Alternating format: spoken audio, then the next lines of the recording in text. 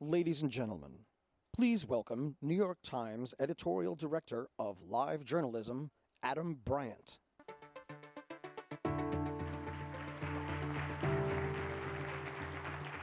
Good evening, everyone. On behalf of the entire NYT Live team, we would like to thank you for joining us at our 4th annual Cities for Tomorrow conference. This event is truly a highlight of the year for us, and we are excited about the program for tonight and tomorrow. We built the agenda from the ground up with a deep appreciation of the challenges and issues you deal with every day at this unique moment in history. We promise you a healthy mix of big picture discussions along with pragmatic solutions.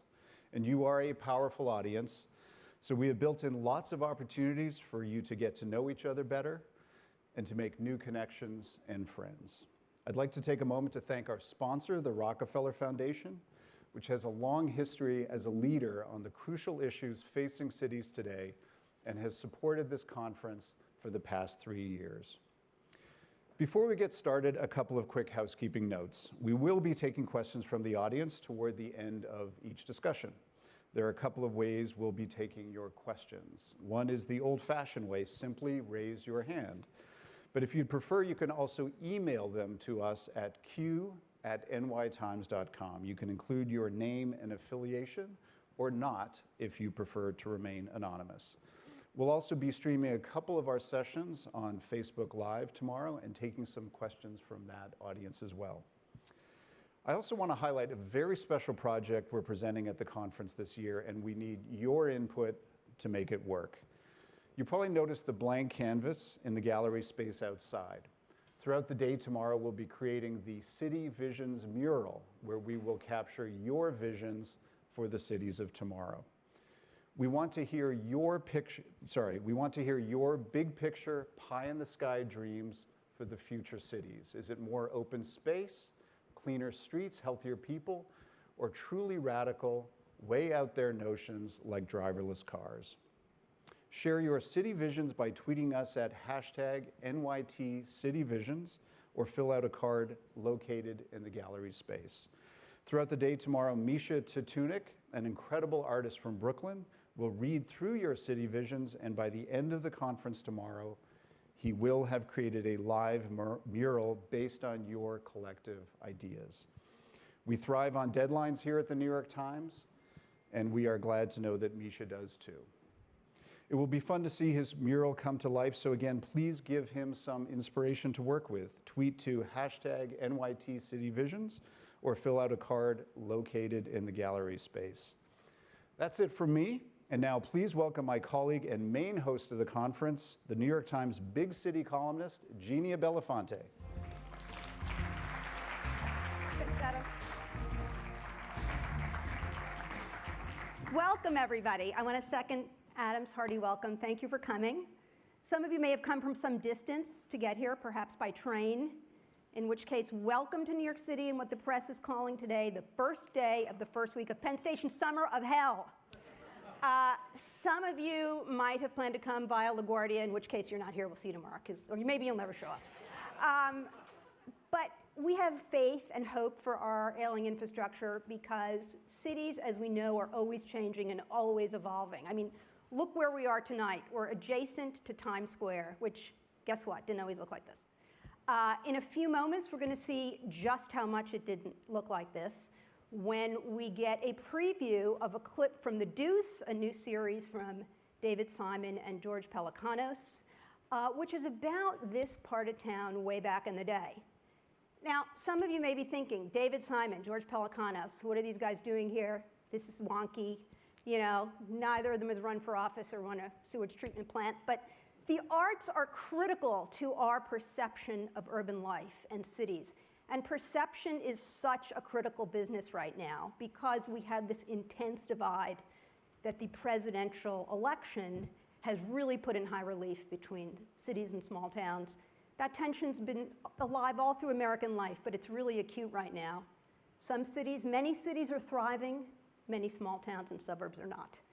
So we'd like you to leave this conference really thinking in a deep way about the way some of that division can be narrowed, about the way we can think of some of these problems more ecumenically, not really as matters just of geography. The opioid crisis, I think, is a prime example of this, and we're going to be talking about that because it is really as much a plague in places like the South Bronx as it is in places like West Virginia. Problem solving. Well, we're going to look at problem solving in a time of this intense ideological partisanship. How can cities pursue and achieve agendas that are largely progressive in the absence of support from state and federal governments, in the face of some hostility? So part of the programming tonight is going to be the screening of a film about Jane Jacobs, whose work is ever current and ever relevant to these discussions we're going to be having, especially now when so much of urban life is animated by activism. Tomorrow, when we talk about retail culture and how it can be re-energized, reimagined in the online world to bring vitality back to more urban places and cities, we're going to be thinking about her legacy, about what she would make of some of the innovations today. With that, let's get the fun started and welcome our first trio of panelists, Dean Baquet, George Pelikanos, and David Simon. Thank you. Thank you, Dean. Thank you.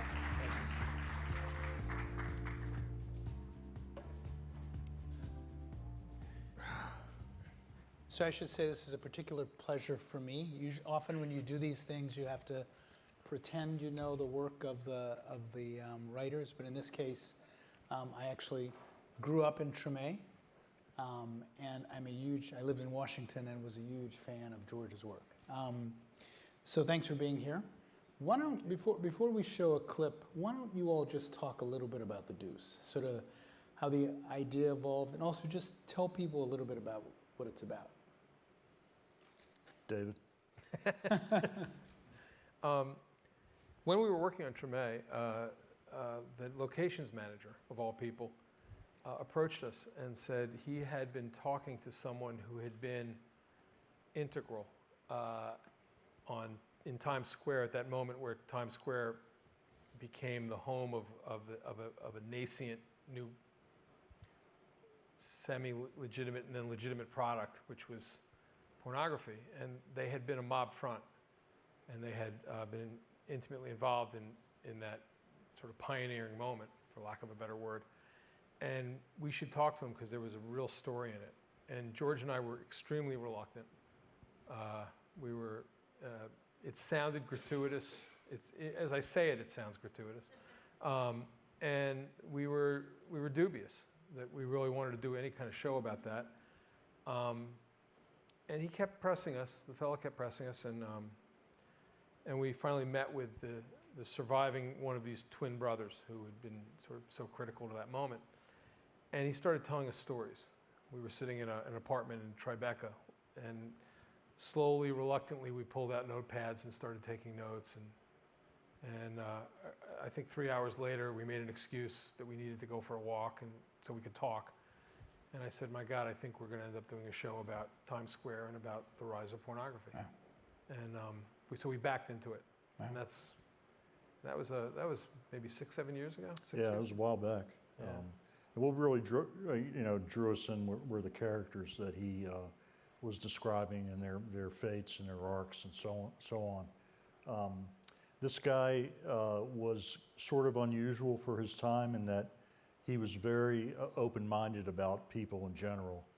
And so the bar that he had became a meeting place for all kinds of, working people, pimps, prostitutes, porn actors, transgender, cops, attorneys, all kinds of freaks washed up on his door, and they were welcome there. And that was real attractive to us also, is this huge cast of sort of outsiders. Full-blown demi-monde. But it was also the theater district. I mean, there was also normalcy. Yeah. People would come in into that place, and then he ended up running a lot of other things that were not so benign. But why don't we see a clip of it? Sure. Should we do that?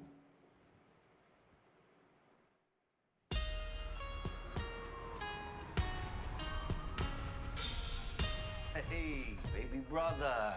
You still betting? Winning. Come on. See how long that lasts. could do what they do. I know I could, but would I? I wouldn't want to make you feel like a thing. You're smarter than you let on. Who's your man? No man, just me. How does that work? You gotta work a little harder. You gotta be a little more careful.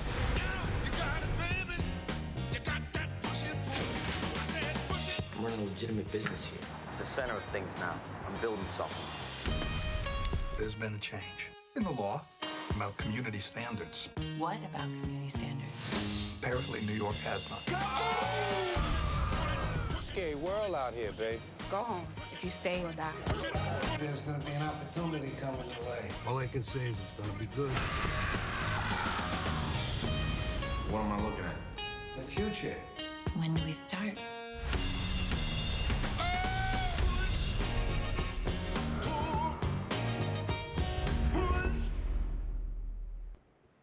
It's great. Well, that's a teaser. So, in this work, in your books, certainly in The Wire and other shows, vice, crime, why there seem to be great vehicles to tell stories about cities? Why? Why are those particular? I mean, there are a lot of prisms through which you can look at cities. Why those? Why are they so illuminating about cities? I mean, every city has its own voice and its own signature, you know. And as far as the crime thing goes, for me, I wrote crime novels because I needed conflict is stuff of drama, right? And it's life or death is the highest form of conflict. But it's just a vehicle to hang all these other social ideas that I want to talk about. Mm-hmm. It's just a vehicle for that. Yeah, I feel as if I began on a police beat at a newspaper in Baltimore. And the one thing that became apparent to me was that all the fault lines that are actually there in society, all of the, whatever the disconnect is between who we say we are as a people and who we actually are when push comes to shove, they all evidence themselves in the street. And they usually do at the point of crime is the sort of the boiling point. But if you scratch it down past the this happened yesterday, police said, if you sort of follow the lives and the arcs and to an extent follow the money, you start to get what's really ailing us and what is sort of driving a lot of the dysfunction and some of the function of an American city. And since, I mean, I think George found this with his writing as well. We're an urban people now. We're not going, you know, that whole notion of the ideal American is has small town values. I mean, they peddle that every election cycle. Right. But the actual, 80% of us live in metro areas, more than that. Right. And we're oriented towards the city, and that's who we are, for better or for worse. We're either going to figure it out or we're going to fail.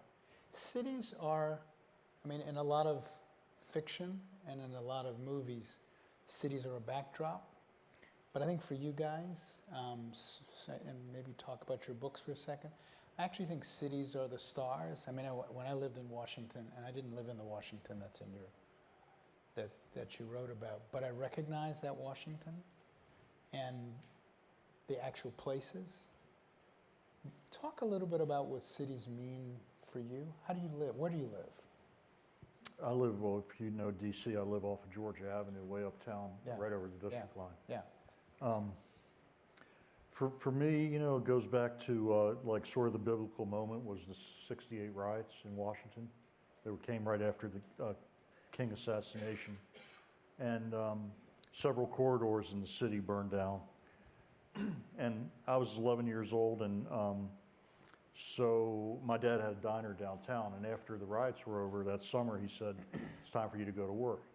So back in that day, you could say to a kid, go up to the corner, catch the bus downtown, transfer to the F Street line, take that across town, and meet your father and go to work.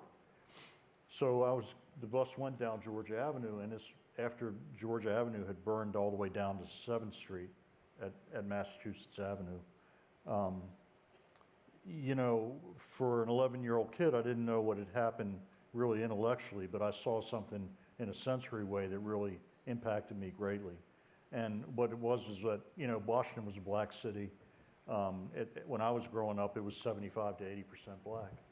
And the people on the bus were working class black Washingtonians primarily. And after the riots, they looked different to this kid.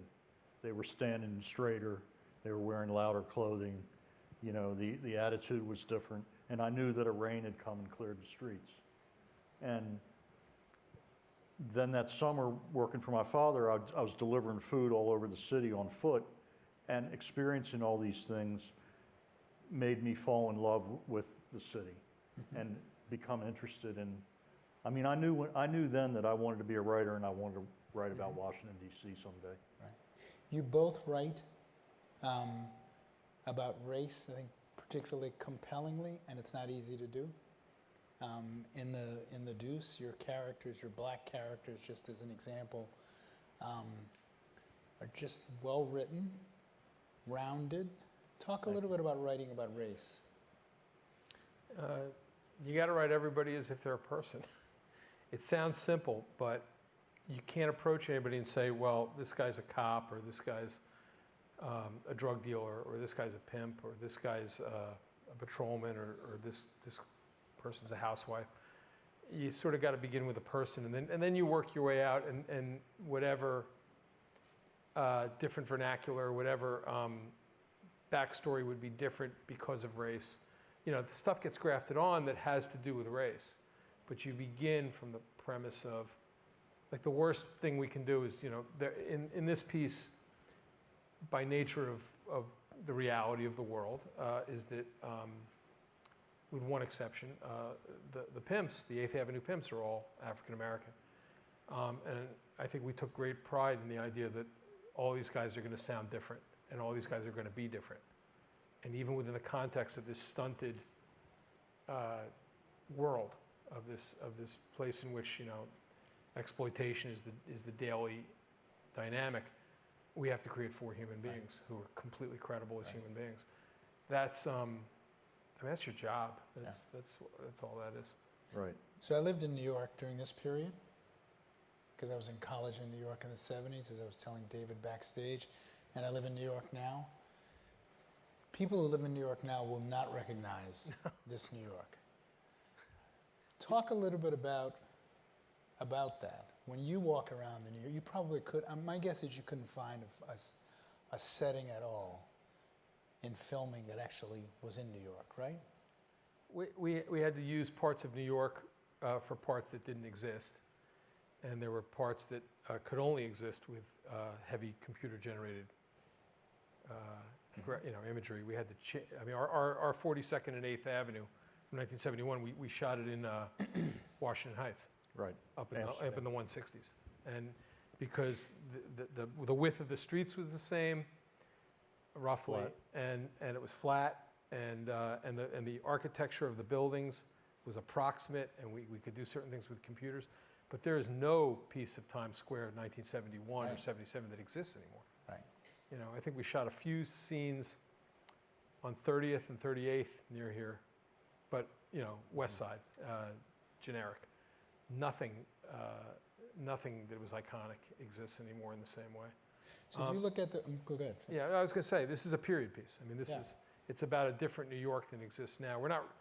We're writing about a place in time, but it's not a reflection so much on today's New York as it is on a moment in times in terms of capitalism and misogyny and a lot of other things that were our topics. Right. Even if it's not a comment, or maybe it is a comment, even if it's not a reflection on today's New York, you can't look at this New York, especially for the people who won't remember this New York, and live in today's New York, which is richer, right. Significantly richer. I mean, there are parts of this New York that look to me, you would never have thought of having a Disney operation Absolutely. in Times Square. Proselytize a little bit. Talk a little bit about, that's the wrong word. Talk a little bit about how you feel about the New York of today versus that New York, or is it just a matter of craft? Did you come away thinking, here's what feels different to me? To me, New York it's kind of a unicorn.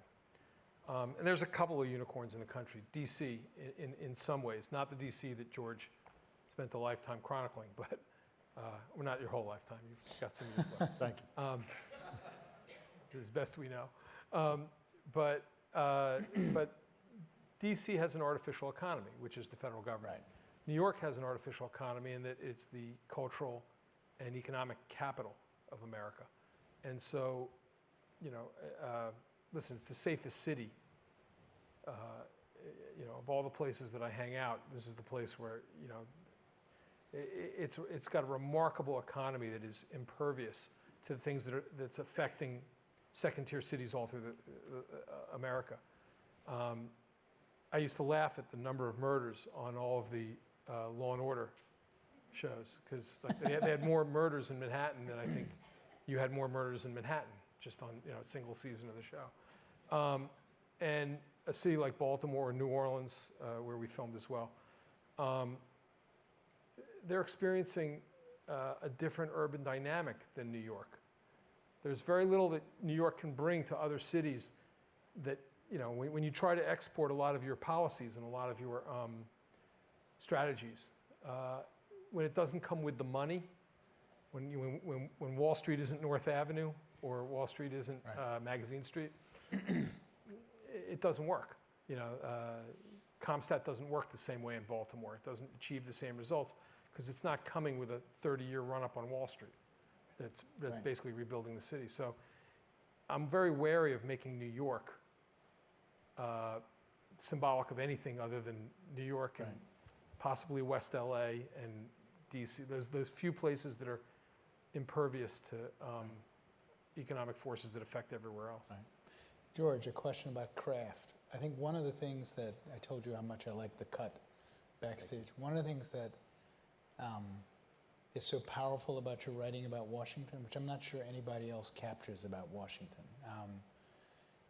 I feel like I'm reading the work of a person who lived there. I didn't know your background until you described your background in Washington. Is it hard to transfer that deep knowledge of one American city to another? Do you show up in a New York or a New Orleans or wherever else you're writing about and say, this is going to take me a while. I don't know that history of the riots that you described. Well, yeah, but I'm not afraid, or hesitant. I like to do what I do in Washington, which is immediately get out there, start walking around, really just listening to people rather than talk to people. And New Orleans, when I got off the plane, I fell in love with it because it was very much like Washington in a lot of ways, the Washington of my youth. And so I was out all the time. And then in New York, you have this miracle, this subway system up here, which you guys are going to laugh, but I was very taken by the subway, and I was, as soon as I got here, and I knew I was going to be living here for about 6 or 7 months, I wanted to learn it and go everywhere, and that was my entertainment when I wasn't working, which was not often, but I would pick a Greek diner that I would read about, and I'd get on the subway on a Saturday night, and I'd go to another part of town, and I know it's real exciting for everybody to listen to that, but it's what I like to do, or go to a store and walk around all day or something. I have to say about public transportation is that in Washington, the metro opened 40 years ago in 1976, and it took many years, but it was the impetus for Washington coming back from the riots, because what the riots did was it was extreme white flight. All the downtown shopping district closed. There was, tumbleweeds blowing across the street. But wherever there was a metro stop, or what you call a subway stop, it started blooming again. And a place like Baltimore, which doesn't really have a viable public transportation system, has been crippled by that. And New York is, I just think it's like a miracle that I would get off a set in Bay Ridge at 4 in the morning, and I'd walk to a stop somewhere, and I'd be home in my apartment in Midtown Manhattan, guaranteed. You know what I mean? And that's one of the things I really enjoyed, that and the food. It was incredible. By the way, this is striking their ears because of the subway problems you guys are having this summer. Well, Yeah, no, that's I laughed about In Baltimore, we He said it was 4 in the morning. It's easier. we envy your subway problems. We want to have a subway that can have your problems. Well, I mean, the Washington Post did a big article yesterday about all the problems of your subway recently and how it related to ours, and that people are laughing about your problems because we've given up on our subway system. I don't ride it anymore because you can't get to where you want to go. So each of you has plumbed cities. Cities has been a dominant character in your books and in your movies and television. So just reflect a little bit about cities. You obviously love cities. I think you both live in cities. You both live in not necessarily the obvious cities or the obvious parts of cities. What do you want to tell people about what's wrong with cities, what's good about cities? What do you want to say to people who are thinking a lot about American cities and their future? I do love cities. I first got to live in a city when I got hired at the Baltimore Sun. I'd grown up in the suburbs, and I always felt, I grew up near where George lives now, a few hundred yards from the district line, but it was Montgomery County, and I went to a perfectly benign suburban existence. And then suddenly I became the police reporter in a very dysfunctional city in a lot of ways. But it was the most extraordinary journey through multicultural and sort of varying classes of people compacted together. And the improbabilities that would come to you as you walked out of your door or as you got out of your car on a given intersection. As a reporter, I fell in love with that. I mean, the idea of, I don't know what's going to happen or what somebody's going to say when I walk into this bar, on North Carey Street, or, it was exhilarating. I mean, I remember. You're making me miss being a Metro reporter, by the way. Best job in journalism, Metro reporter. When I was there 2 years, they put me out in Howard County, which is not only is it like halfway between Washington and Baltimore, but it's where they built the planned city of Columbia. So everything sort of makes sense in terms of planning, and they put me out there for 2 weeks, and I wrapped my arms around the city editor's legs and said, "Bring me home."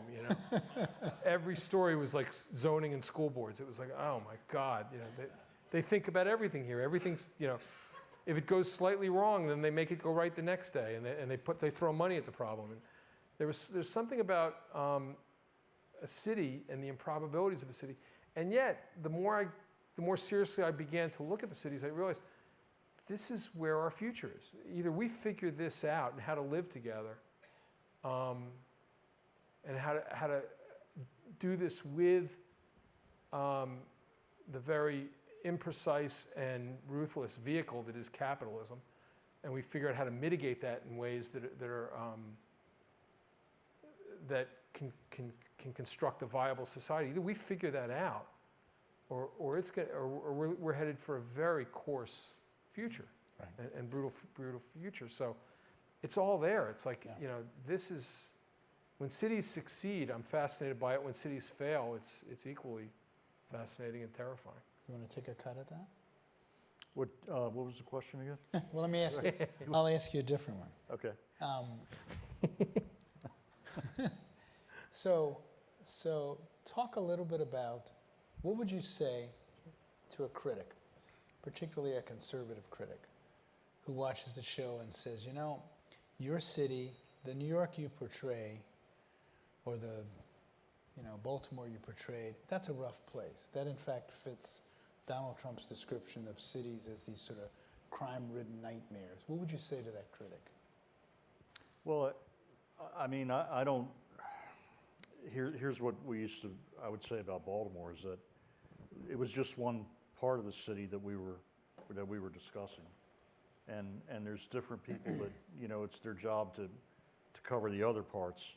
Just like it's my job to cover Washington east of the Anacostia River, not the high ground in Northwest.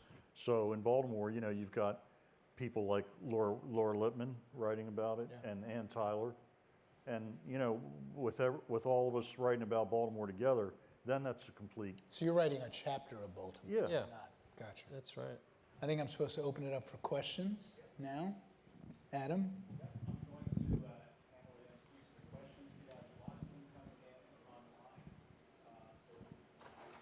Any questions? Sir in the middle?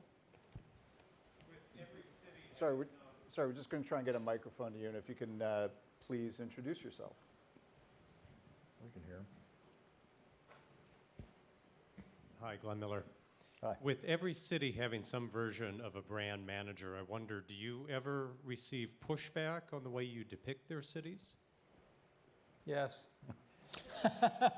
Has it inhibited your writing, or have you had to change scenes? Or? No.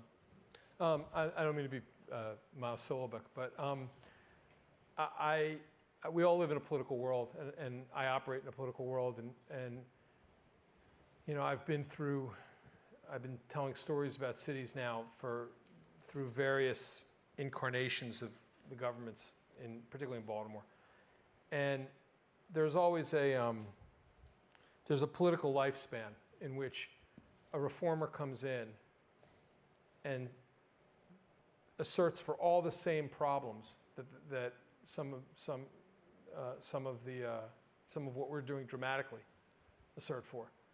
And we're in complete symbiosis and in complete agreement with whoever the new guy is, and he's going to fix it. And then 6 months after he's in office, it's all fixed, and we've got to stop writing about it.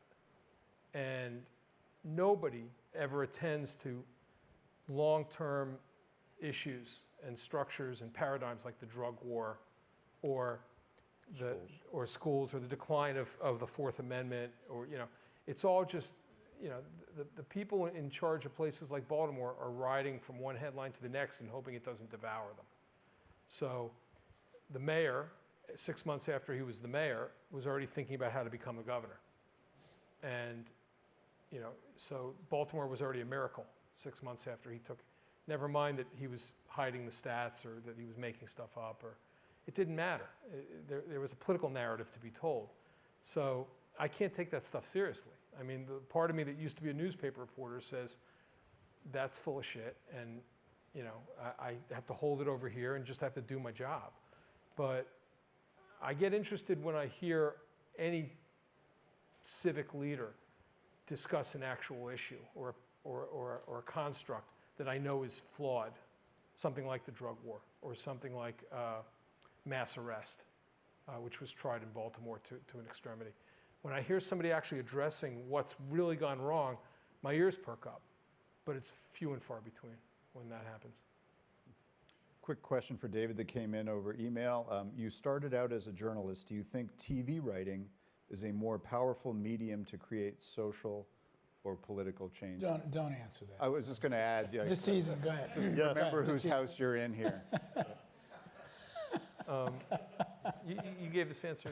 Well, yeah, I mean, we were just talking about it. I just think, you know, if you're to say, well, if you're to write a newspaper article to say that this is what's happening in the schools in Baltimore and these are the statistics, it's far less powerful than, in my opinion, than watching season 4 of The Wire, and watching those kids go through a school year in Baltimore.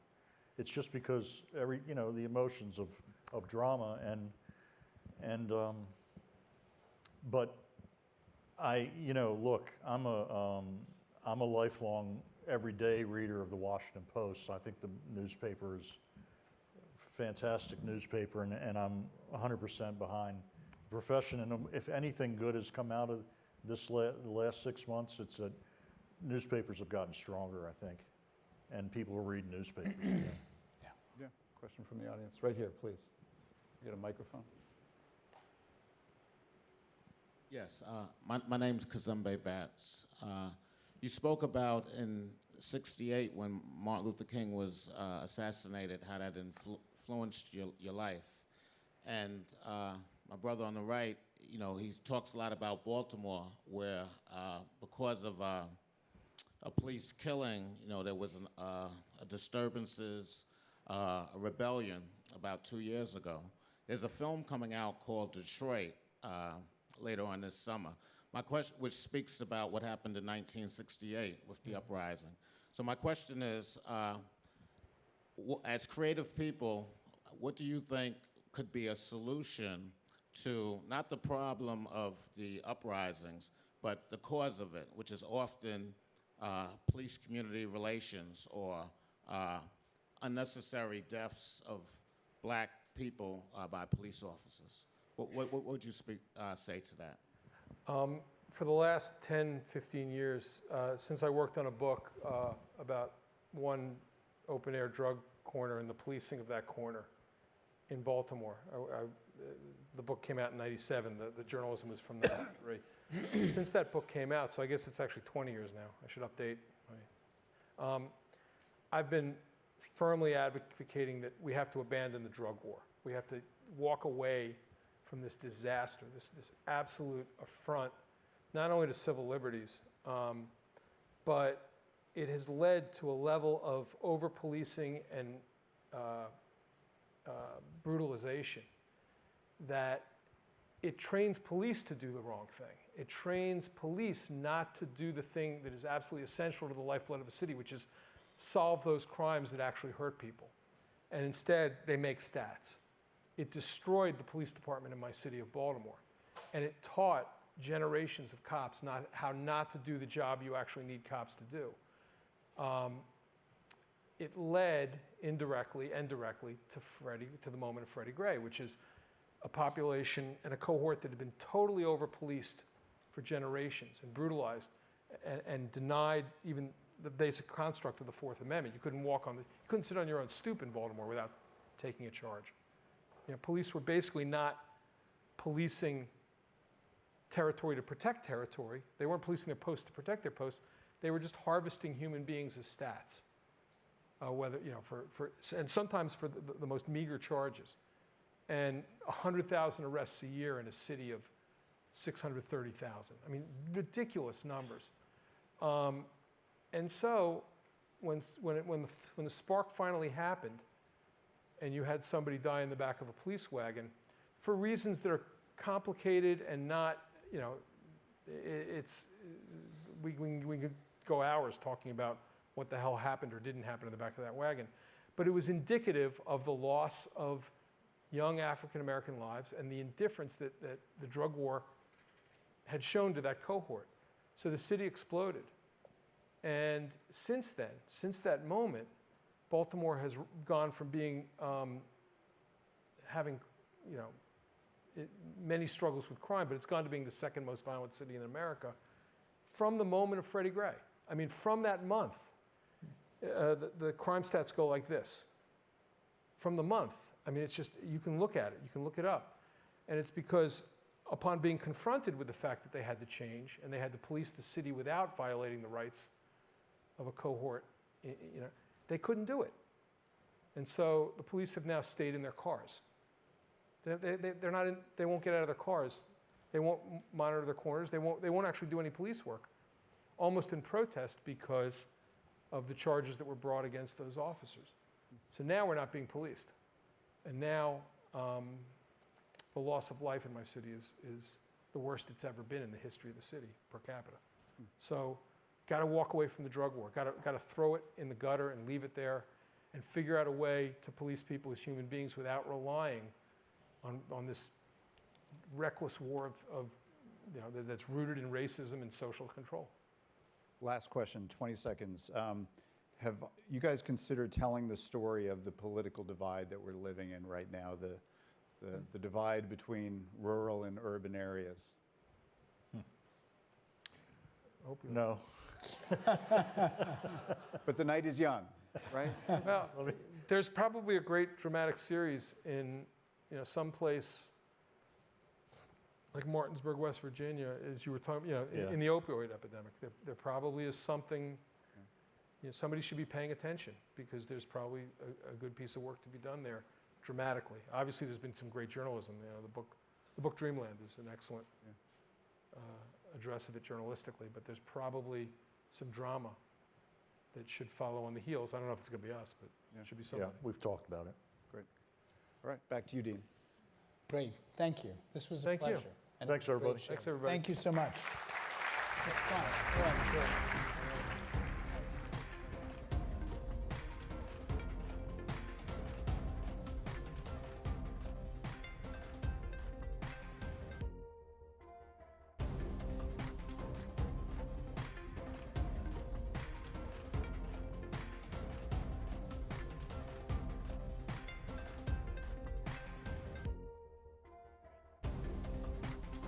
Go on right now.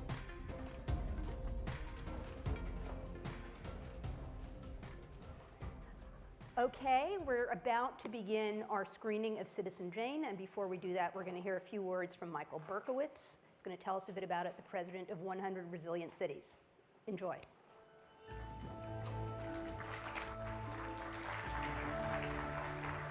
Good evening, and thank you, Ginny. As Ginny mentioned, my name is Michael Berkowitz. I'm the president of 100 Resilient Cities. We're an organization that was incubated and spun off by the Rockefeller Foundation to work in cities around the world.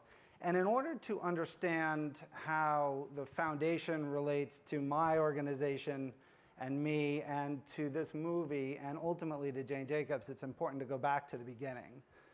The foundation was founded in 1913, and it made eradicating hookworm in the American South its first major priority. And that effort was ultimately successful and led to the creation of the field of modern public health.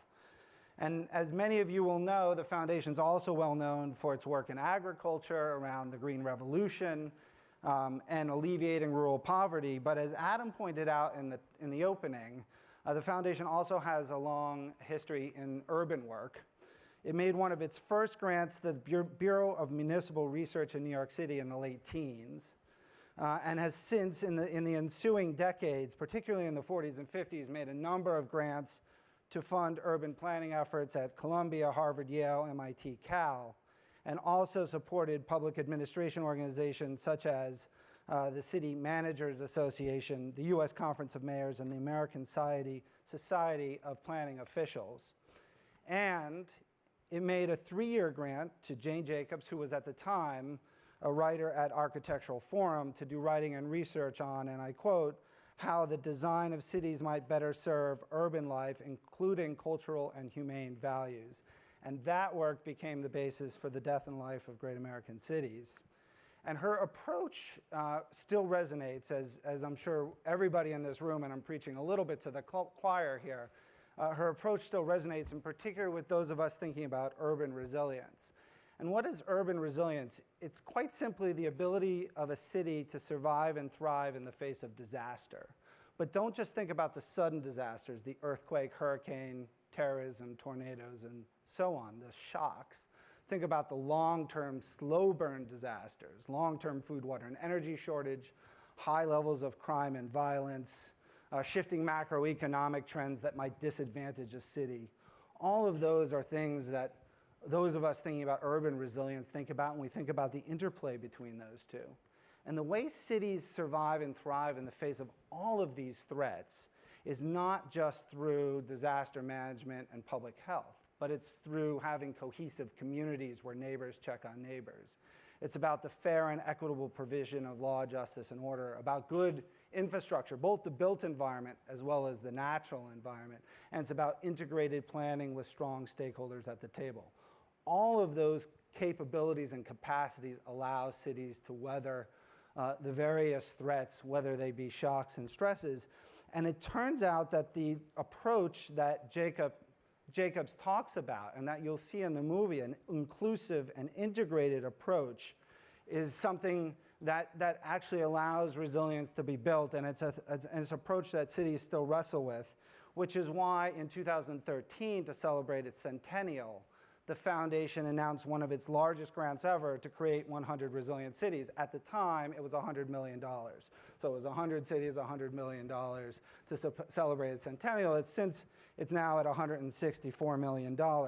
And it's also why in 2011, we were so pleased to support this wonderful film, Citizen Jane, which I hope you enjoy. Thank you very much.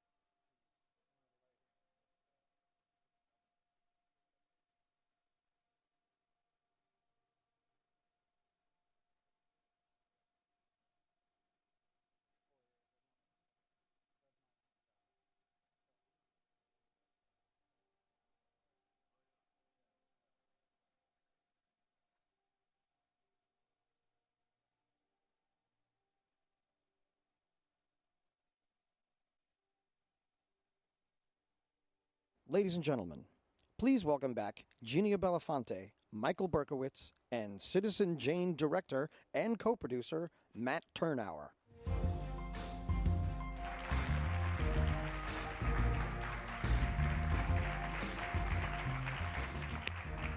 Thanks. It's great to be back. The film we just saw quite logically focuses on Death and Life, which was Jane's most influential book by a huge margin. But she wrote several other books over the course of her life, which are not nearly as recognized. And in one of them, she speaks about something she calls the monstrous hybrid. And the monstrous hybrid is the partnership, these public-private partnerships on which we build so much of our infrastructure today. She feared collusion, she feared self-dealing, she saw it in everything that Moses did in urban renewal. But as we face an infrastructure bill, how now do we go forward without these? I mean, it's inconceivable to build the kind of country we want to build now without the input of big real estate interests. So what can we take away, and how do we proceed and go forward and absorb her lessons and what we do know about what works?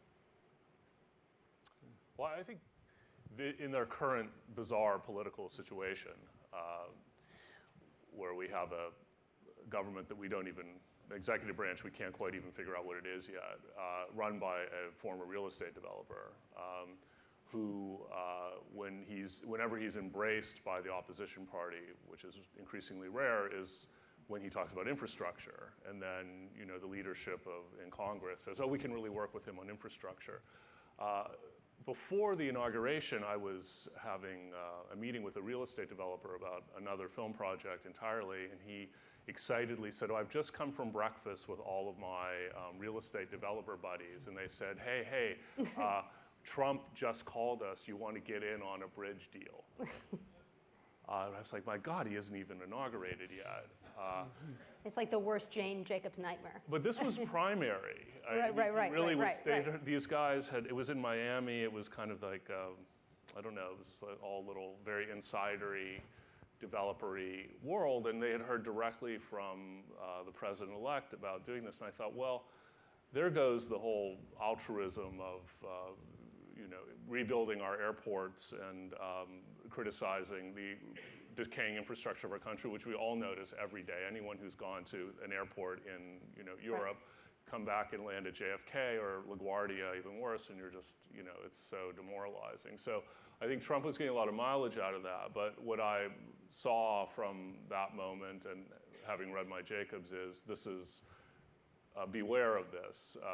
I think, obviously, Trump is being accused of collusion in a foreign policy sense, but I think that the so-called infrastructure bill, which probably will never happen in the foreseeable future, it seems to be a really dangerous collusionary thing, which gets good press, which I think is the most dangerous part of it all. And yet, in some ways, you look around the city and lots of the infrastructure and lots of the dynamic of the city are privately owned.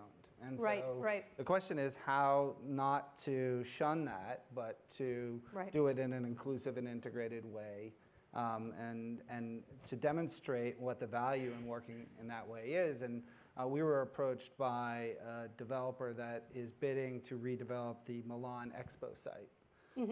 And they are seeing, and I won't name who it is because the bids aren't awarded yet, but they're starting to see the value in thinking about that site, which is a huge parcel of land pretty close to downtown Milan in Italy, and thinking about all the adjacencies and what it can do, not just for that site, but how it can help make the city a more vibrant, livable, sustainable place. And that kind of enlightened self-interest can be really powerful because you don't need to persuade bureaucrats or power brokers to do something, but rather have the private sector see it as part of their core interests. Right. I mean, there's a term called value capture, and it refers to really how developers can create projects, towers, and really add value to real estate, drive up prices when they're parks and big infrastructure projects. And that's obviously, that value capture mentality is something we have to move past. I want to get back return to the film and play devil's advocate a little bit. What, Jane Jacobs is completely lionized, sanctified right now. Many of you have probably seen T-shirts on young people that say, less Mark Jacobs, more Jane Jacobs, not really sure who Jane Jacobs is. What did she get wrong? She got some, there's a lot of talk, certainly a lot of reflection. Matt and I have argued about this on a stage before, that she, in Death and Life, really was blind to the issue of race. She had an editor say, please, deal with the issue of race, and she dealt with it in a few sentences, not in any substantial way. Why do you think that is, and what should we think about that now when we think about her?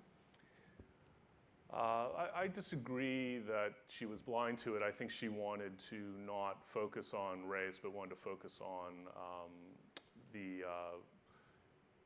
issue at hand, which was, she felt, the topic of her book. The East Harlem was, as you see in the film, really where the revelation came to her. And she says in Death and Life that the segment of the population most put upon by urban renewal, referring to East Harlem, is the African American population. Then she doesn't do a chapter on it, it is true.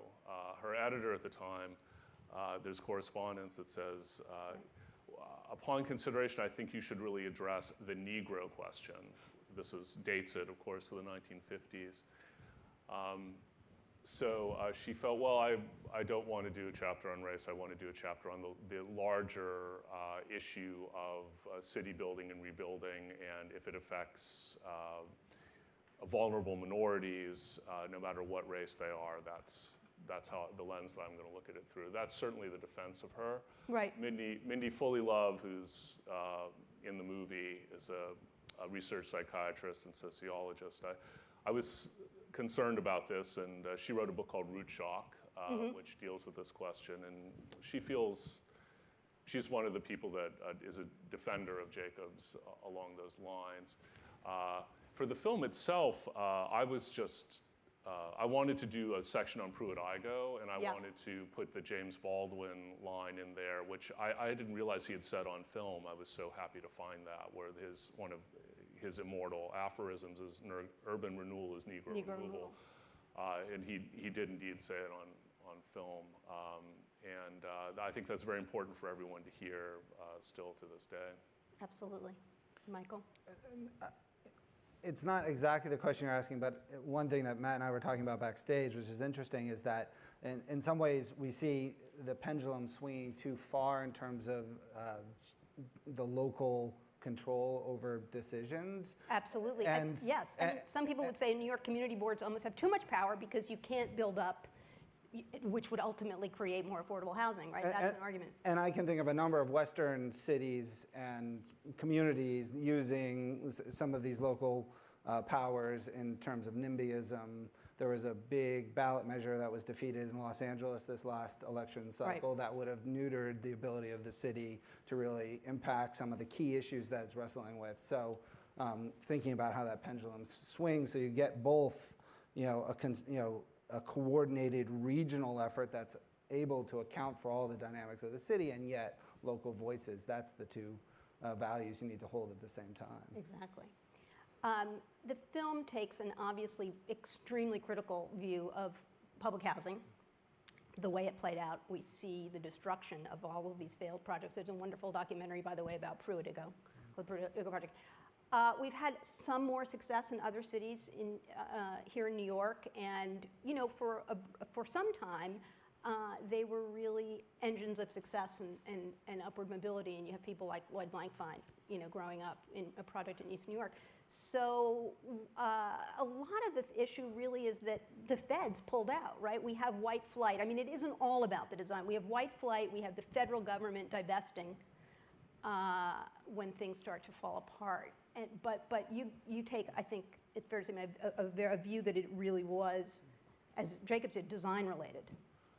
I think it had a lot to do with it. I think everything's case by case. Jacobs would be the first to say that nothing's cookie cutter and you can't look at the world in a monolithic way. So in certain places, that kind of institutional modernism worked better than other places. In some places, it was better integrated.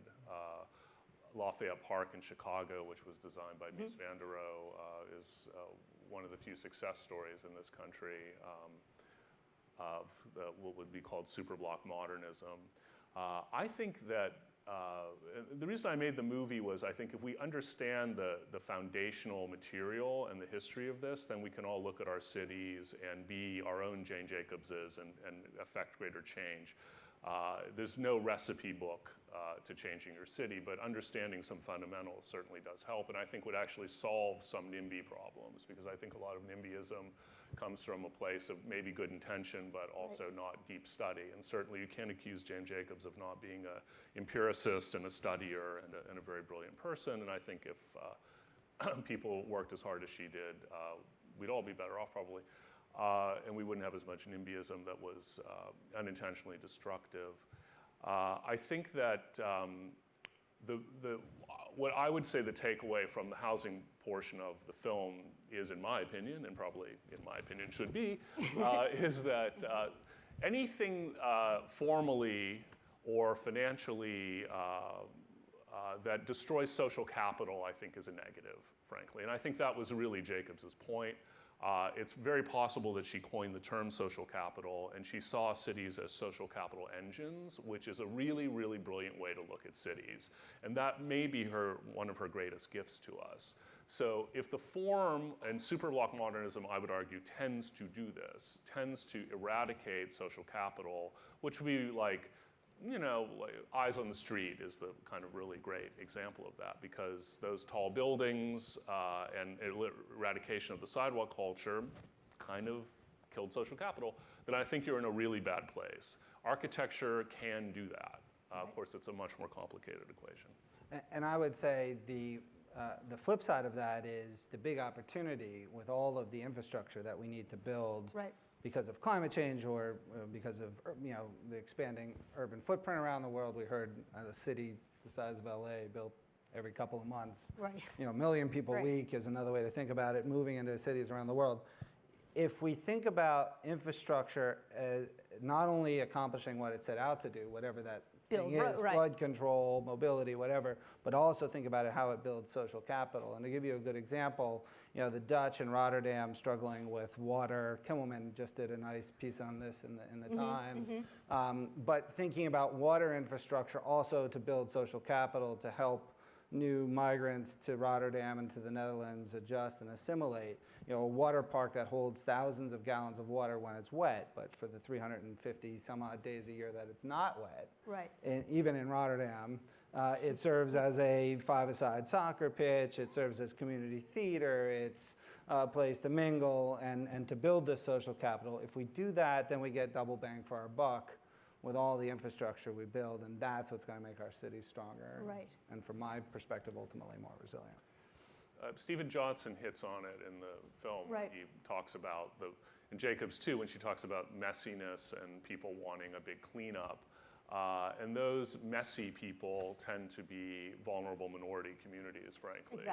So there was a lot that was gotten away with in the name of a cleanup, which sounds good on paper, but this is a recurring problem, certainly. It's interesting from a global perspective. A lot of our developing, global South cities, the Lagoses and the Nairobis and the Jakartas are struggling with these issues now. Because you have poor informal settlements in incredibly vulnerable areas, on riverbeds, on the favelas, on the mountainsides. And how do you balance this line between just a cleanup that makes no sense and improvements that are absolutely essential given climate change and everything else that's going on? And are we seeing movements abroad against this unchecked, untrammeled growth of these high rises everywhere, which you so show vividly at the end of the film? Well, unfortunately, in China, it's so obviously a bit top down there. It's very hard to affect change. The government is the developer. Now, on the other hand, it's been pointed out that if the government saw the light and wanted to affect change in the other direction, they could do it very quickly, and it could be quite extraordinary. And there have been some feints and certainly announcements to that effect, and there's been some building to that effect. India, there are movements in India. We did research and some shooting in Dharavi, which is the so-called largest slum, so-called slum in the global, in the world, I think, and has the largest social capital per capita in India. It's a very productive place. I was also astonished in northern India, an ex-Peace Corps person took me to something that was called Sites and Services. Were you aware of that? Sites and Services was a World Bank program in the 60s that gave building materials and utility hookups to communities and then let people build incrementally. And it was quite successful. However, it failed, I was told, that because no one could figure out how to make money out of it, and it wasn't scalable, they said, which is the question of our time, scalability. We're back to the value capture. That wraps it up for this panel part of the evening, but please join us for cocktails and merriment outside. Thank you, gentlemen.